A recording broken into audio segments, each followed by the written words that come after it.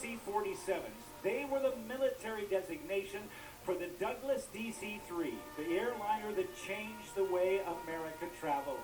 Carrying 28 paratroopers, they were also involved in the D-Day invasion, over 1,000 of them in that operation alone on June 6, 1944. Over 10,000 of these aircraft were built. Following that, as we move from heritage to horizons and continuing in World War II, one of the most famous aircraft of all time. You can see it in the center of this formation. It is the Boeing B-17 bomber. Over 12,700 of these were built, flying daring daylight raids over Europe, bombing targets, military targets, and industrial targets in Nazi-held Europe. And on the wings, the escort fighters, among the most well-known aircraft of all time, the North American Aviation P-51 Mustang. Over 15,000 of those were built. They, among others, were flown by the famed Tuskegee Airmen. The Tuskegee Airmen flew 15,000 sorties in Europe and North Africa during the war, earning the name by request. The radial engines on the B-17, the V-12 liquid-cooled Rolls-Royce designed Packard-built Merlin engines powering all of those aircraft.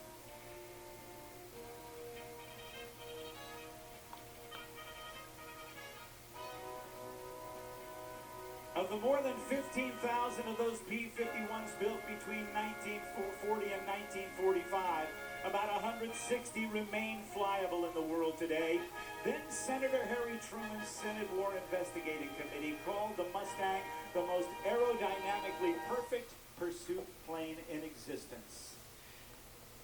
At the beginning of the war, even though we were attacked by Japan, a great deal of our effort went to our allies in Europe who were being overrun by Nazi Germany. However, the C-47s that we saw were not only active in the European theater, but along with its naval counterpart, the R-4D, were key to the Allied campaign through Guadalcanal, New Guinea, and Burma to support the Chinese forces fighting the light-traveling Japanese army.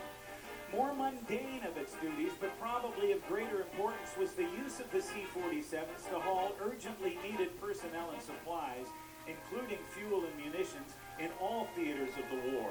The C-47 flew hump missions over the Himalayas from India to China, leading to the many of the tactics that would be used in the Berlin airlift of 1948 to 49. As the war in Europe wound down, the P-51 Mustang became more common. Eventually, with the capture of Iwo Jima, it was able to be used as a bomber escort during Boeing B-29 Superfortress missions against the Japanese homeland.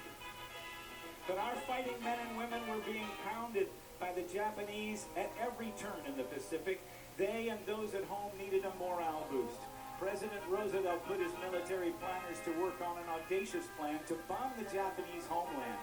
That island country hadn't been attacked on its own soil in over 2,000 years, and they felt invincible. Depending on whose accounts you read, Lieutenant Colonel Jimmy Doolittle and a general from the Army Air Force sat in a restaurant, and Doolittle hatched a plan that the general initially laughed at, but after a while thought it might work. It was to involve types of military hardware never intended to work together. And on April 18th, 1942, just 4 months after Pearl Harbor, two of these aircraft approaching from the right, the B-25 Mitchell bombers, that normally took a third of a mile to take off, were launched from the USS Aircraft Carrier Hornet in only 467 feet.